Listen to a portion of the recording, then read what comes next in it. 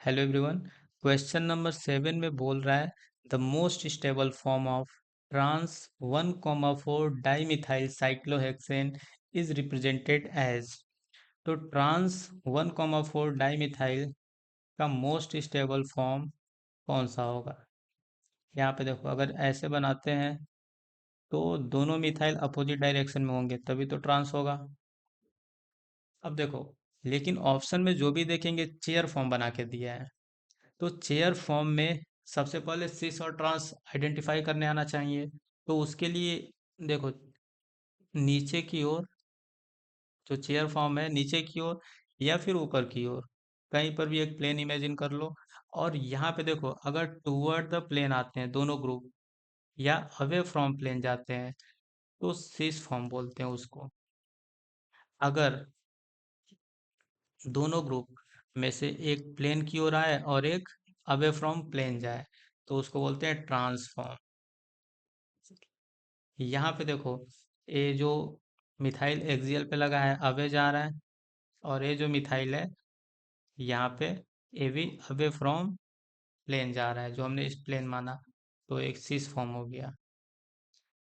यहाँ पे एक प्लेन इमेजिन करो ऐसे,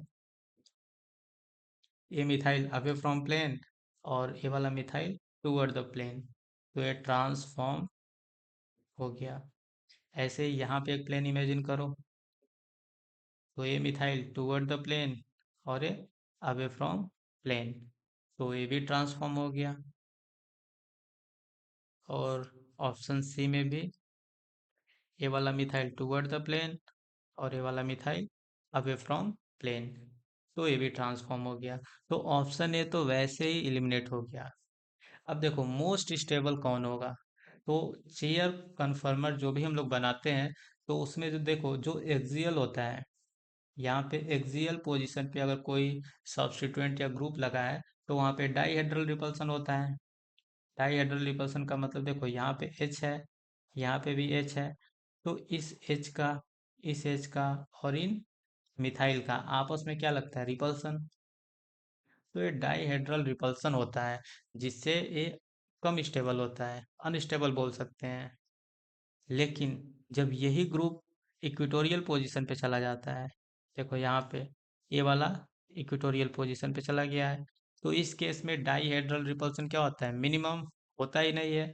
तो इसीलिए अगर अपने को पूछे कि कौन सा स्टेबल है, तो सबसे पहले अपना दिमाग कहाँ पे लगाना चाहिए कि कहाँ पे डाईहेड्रल रिपल्सन बिल्कुल ही नहीं हो रहा है। तो उस केस में नहीं होगा जब दोनों ग्रुप जो लगे हैं वो इक्वेटोरियल पोजीशन पे हो। तो ऑप्शन सी करेक्ट हो जाएगा, क्योंकि यहाँ पे दोनों सब्स्टिट्यूएंट जो है इक्वेटोरियल पोजीशन पे है। यहाँ पे डाईहेड्रल रिपल्सन क्या है? मिनिमम। और इस चेयर कन्फर्मर का स्टेबिलिटी मैक्सिमम है। Thank you.